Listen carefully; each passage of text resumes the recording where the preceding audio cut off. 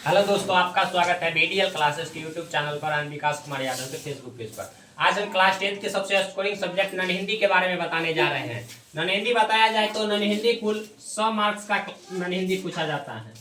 None Hindi अर्थात इसे हिंदी में अ हिंदी या नन हिंदी कहा जाता है। ये टोटल बिहार बोर्ड के एग्जाम में 100 मार्क का पूछा जाता है, 100 अंक का पूछा जाता है, जिसमें से 2018 के बाद 100 अंक में 50 अंक ऑब्जेक्टिव और 50 अंक सब्जेक्टिव के रूप में पूछा जा रहा है। अर्थात ऑब्जेक्टिव और सब्जेक्टिव 50 अंक का पूछा जा रहा है। तो 50 अंक जो ऑब्जेक्टिव आएगा, 50 अंक जो ऑब्जेक्टिव आएगा वो कहाँ से आएगा? तो 50 अंक जो ऑब्जेक्टिव आएगा, 50 अंक जो ऑब्जेक्टिव आएगा उसमें से 50% अर्थात आधा रहता है ग्रामर से, व्याकरण से, और आधा रहता है बुक से। 50 अंक जो ऑब्जेक्टिव रहेगा, 2018 में 50 प्रश्न दिया गया था, उसके बाद 2019, उसके बाद 2020 से 100 प्रश्न दिया जा रहा है, जिसमें आप अपने मन से कोई भी 50 अंक, इसमें 100 प्रश्न दिया जाएगा ऑब्जेक्टिव के लिए। 100 प्रश्न में से अपने मन से आपको जो मन है 50 बनाना है। अर्थात 100 प्रश्न में से अपने मन से जो 50 है वो बनाना, अर्थात 1 मार्क का एक क्वेश्चन रहता है। 100 ऑब्जेक्टिव दिया रहेगा, उसमें से अपने मन से कोई भी 50 बना के हमारे सीट से भर देंगे। अब देखते हैं 100 प्रश्न आता कहाँ से। 100 प्रश्न को मिनिमम माना जाए तो 100 प्रश्न में 50 प्रश्न आएगा, 50 प्रश्न आएगा बुक सेक्शन से, अर्थात जो नन हिंदी अर्थात क्लास 8 का जो किसले भाग 3 है वो क्लास 8 का हिंदी से, नन हिंदी में अर्थात क्लास 8 का हिंदी से आएगा 50 प्रश्न।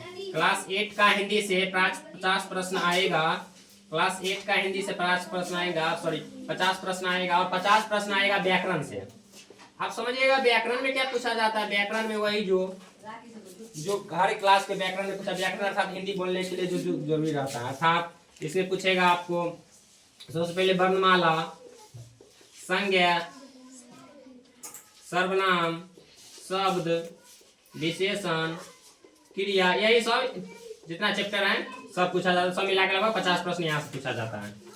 वर्णमाला, संज्ञा, सर्वनाम, शब्द, वाक्य, विशेषण, क्रिया, कारक, उपसर्ग, प्रत्यय, पदबंध, टोटल चैप्टर 50 प्रश्न क्लास 8 का जो हिंदी बुक है उससे आता है।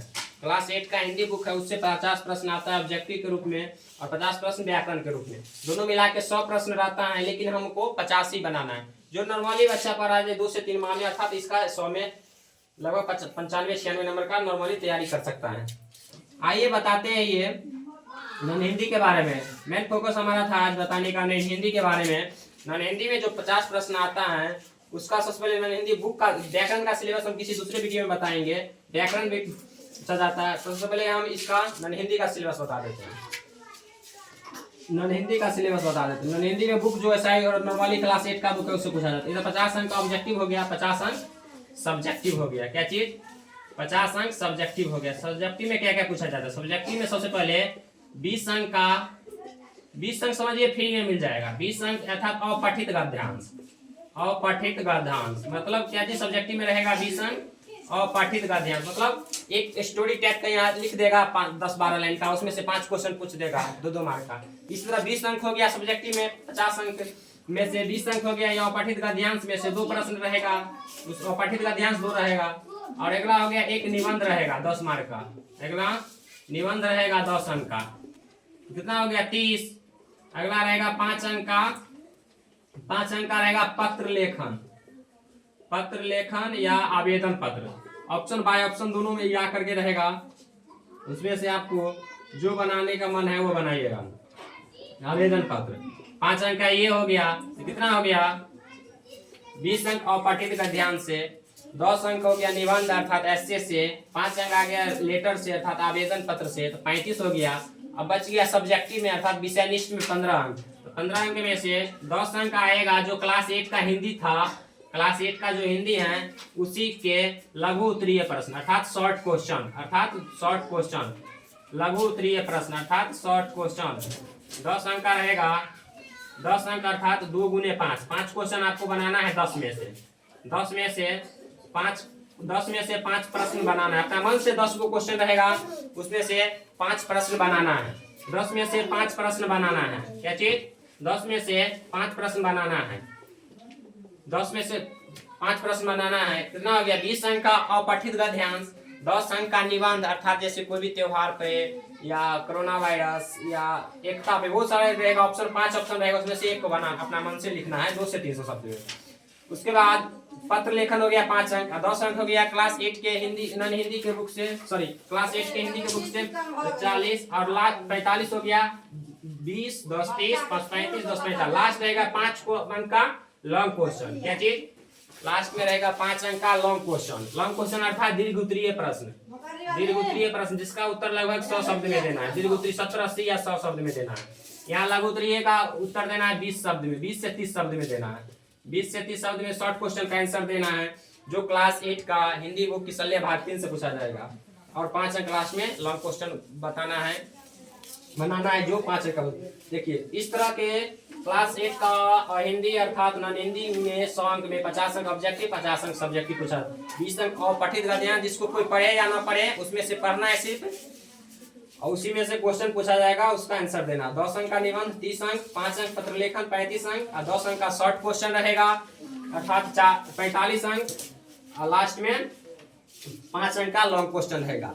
आइए समझते हैं हम क्लास 8 का जो हिंदी का बुक है अर्थात नॉन हिंदी का बुक है, उसमें क्या क्या सिलेबस है। व्याकरण का सिलेबस हम किसी नेक्स्ट वीडियो में देखेंगे। आइए देखते हैं क्लास 8 का जो हिंदी का बुक है उसमें टोटल 23 लेसन है अर्थात 23 गो लेसन है अर्थात 23 गो पार्ट है।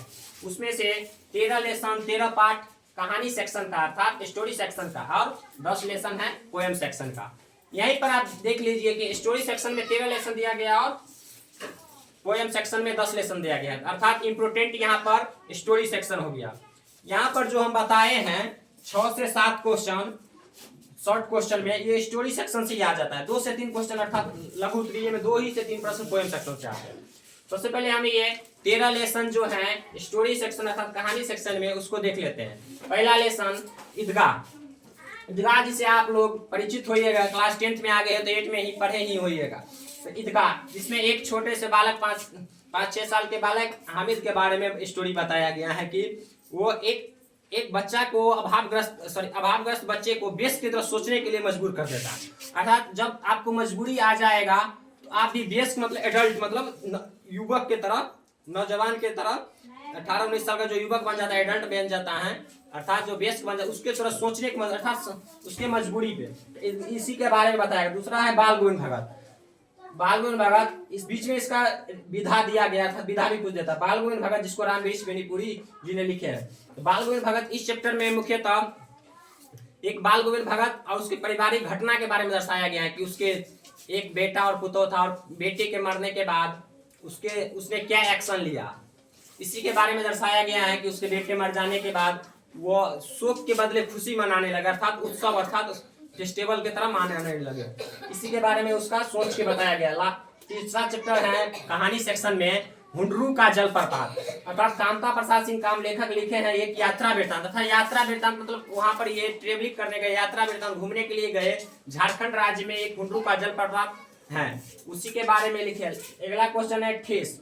ठेस अर्थात इसमें एक कहानी है, इसके लिखे गए फणीश्वरनाथ रेणु के द्वारा। ठेस कहानी में मुख्यतः एक कारीगर शीर्षण के कारीगर के बारे में बताया गया है, कारीगरी के बारे में। उसके एक शीर्षण कारीगर जिसे लोग गांव के लोग कामचोर चट्टोर बेगार समझते थे, उसी के बारे में लेखक फणीश्वरनाथ रेणु ने वर्णन किए हैं। नेक्स्ट है अशोक का शस्त्र त्याग। अशोक का शस्त्र त्याग जो एक एकांकी अर्थात नाटक की तरह यहाँ दर्शाया गया है 2 दृश्य में।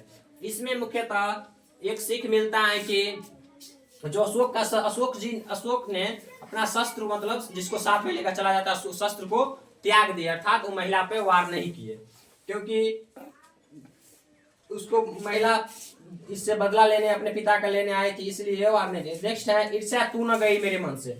यह एक निबंध है, ईर्ष्या तू न, इसके रामधारी सिंह दिनकर लिखे हैं। नेक्स्ट चैप्टर क्या है, ईर्ष्या तू न गई मेरे मन से, अर्थात इसमें बच्चे को सीख देता है कि कभी भी अपने को किसी से ईर्ष्या अर्थात दुश्मनी किसी के प्रगति को देख के नहीं करना चाहिए, इसी के बारे में बताया गया है। नेक्स्ट है विक्रमशिला। विक्रमशिला एक यूनिवर्सिटी है, इसी के बारे में बताया गया है। विश्वविद्यालय में पहले के ज़माना में कैसे पढ़ाया होता था, टीचर और स्टूडेंट का रेशियो कितना होता था, कितना फेमस थे, कहाँ कहाँ से वहाँ का स्टूडेंट आते थे, इसके बारे में बताया गया है। नेक्स्ट चैप्टर है दीदी का डैडी।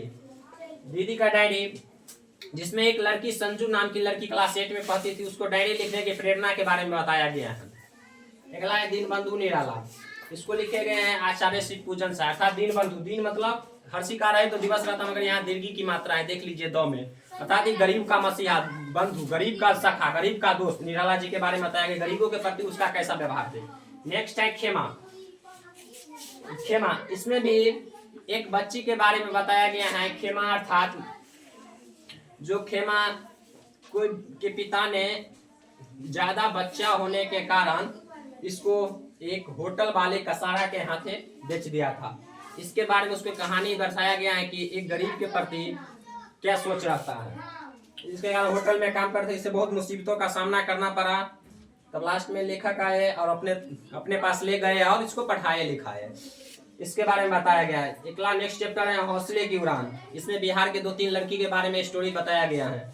नेक्स्ट है जननायक कर्पूरी ठाकुर, जो बिहार के मुख्यमंत्री रह चुके हैं, उसी के जीवनी को बताया गया है। उसने कब जन्म लिए, कहाँ जन्म लिए, उनका पठन पाठन कैसा हुआ, आगे जाके मुख्यमंत्री बने, शायद 2 या 3 बार बन चुके हैं। लास्ट में है चिकित्सा का चक्कर, हास्य व्यंग, जिसको बेटा विनाशी जी ने लिखे। इसको टोटल 13 लेसन हमको स्टोरी सेक्शन में पढ़ना है। पोएम सेक्शन से ज्यादा इंपोर्टेंट हमको स्टोरी सेक्शन है, क्योंकि ऑब्जेक्टिव जो 50 क्वेश्चन आता है बुक से 50 ऑब्जेक्टिव आता है, उसमें से 30 से 35 इससे आता है। शॉर्ट क्वेश्चन में बता ही दिए, 6 से 7 इससे पूछा जाता है। पोएम सेक्शन इसके तुलना में थोड़ा कम इम्पोर्टेंट है। आइए बताते हैं पोएम सेक्शन क्या होता है। पोएम सेक्शन में टोटल 10 लेसन है। पोएम सेक्शन में टोटल 10 लेसन है, जिसमें से 20 से 25 क्वेश्चन ऑब्जेक्टिव में है और शॉर्ट क्वेश्चन में 3 क्वेश्चन पूछा जाता है लघु उत्तरीय में, और 1 लॉन्ग क्वेश्चन में यहाँ से उठता है क्वेश्चन। आइए बताते हैं कविता सेक्शन में कौन कौन से हैं। कविता सेक्शन में पहला लेसन है तू जिंदा है। अर्थात ये कविता का मेन हेडिंग ही लाइन है, शीर्षक लाइन, तू जिंदा है तो जिंदगी में जीत के यकीन कर। अगर आप जिंदा है तो जिंदगी में जीत के यकीन, अर्थात जीत मतलब जीत के कुछ हासिल करके अपने आप पर, खुद पर भरोसा करें। ये कविता लिखे हैं शंकर सलेन। नेक्स्ट है कर्मवीर। अर्थात कर्मवीर से कोई भी काम को कोई स्टार्ट करता है, उसको द एंड ही करके ही छोड़ता है, उसे कर्मवीर कहा जाता है। इसके बारे में लिखे हैं अयोध्या सिंह उपाध्याय हरियस। नेक्स्ट है बिहारी के दोहे। दोहे के बारे में 3 तरह के दोहे इसमें सम्मिलित हैं, बिहारी जी लिखे हैं। नेक्स्ट है बच्चे की दुआ। बच्चे जो भगवान से दुआ करते हैं, एक प्रार्थना गीत है, जिसे मोहम्मद इकबाल जी ने लिखे थे, इसे ये प्रार्थना गीत है। नेक्स्ट है कबीर के पद। कबीर दास ने नेक्स्ट कविता लिखे है कबीर के पद, जिसका विधा है कविता। इसमें मानव को सीख देता है कि कभी भी, तो इसमें एक लाइन बहुत फेमस है, मैं कहता हूँ आंखन के देखी, तू कहता है कागज के लिए। कबीर दास जी कहते हैं कि मैं आंख के देखा हुआ घटना को कहता है, मगर तुम इंसान सब जो क्या होता है, जो कागज पे कुछ सकता है उस पर ट्रस्ट कर लेता है। कभी भी मानव को अपने आंख पर देखा हुआ बात पर ट्रस्ट करना चाहिए। नेक्स्ट है पोएम पीपल के बारे में। जो पीपल का पेड़, एक मौसम सुहाना, उस समय बरसात के मौसम रहे और पत्ता हिले आना बहुत अच्छी से, और वो पंछी आके पीपल के दाना, पीपल के फल खाए और कैसा सुहाना मौसम देखने में लगे, उसके बारे में बताइए। नेक्स्ट है खुशबू रचते हैं हाथ। खुशबू रचते हैं हाथ। अर्थात इस कविता में हमें बताया गया है कि एक गरीब जो अगरबत्ती बनाने वाला हाथ किस परिस्थिति में जी रहे हैं, उसके बारे में अरुण कमल जी बताए। नेक्स्ट है झांसी की रानी। एक महिला के प्रति, इसमें कितना महिला जैसा जिस पोजीशन पे आजकल पुरुष रहता है, उस पे महिला भी रह सकता है। अर्थात एक झांसी की रानी सुभद्रा कुमारी चौहान जी ने अपने युद्ध के दौरान साबित किया है कि जो काम पुरुष कर सकता है वह महिला भी कर सकता है। ये हिस्ट्री का एक जो सेक्शन है, जो हिस्ट्री में आप लोग को बढ़ाया जाएगा। झांसी से सुभद्रा कुमार चौहान इसका लिखे, झांसी से जो लक्ष्मीबाई गए थे युद्ध लड़ने, उसी के बारे में सुभद्रा कुमारी चौहान जी बताए हैं। एक महिला के सशक्तिकरण के प्रति कविता को बनाया गया। लास्ट है राह भटके हिरण के बच्चे के मन से। अर्थात ये लास्ट कविता, एक हिरण का बच्चा अपने माँ के साथ वन में जाता है और लौटते समय वो अपने झुंड से बिछड़ जाता है। जो लेखक देखते हैं उसको आशा दिलाते हैं कि तुम्हारी माँ मिल जाएगी। यही टोटल 23 लेसन है, जिसमें 13 स्टोरी सेक्शन, कहानी सेक्शन और 10 पोएम सेक्शन। लगभग संक्षिप्त में हम सारा कुछ बता दिए। नेक्स्ट वीडियो से हम चैप्टर वाइज डिटेल्स में ऑब्जेक्टिव सीरीज लेके आएंगे। Thanks for watching this video.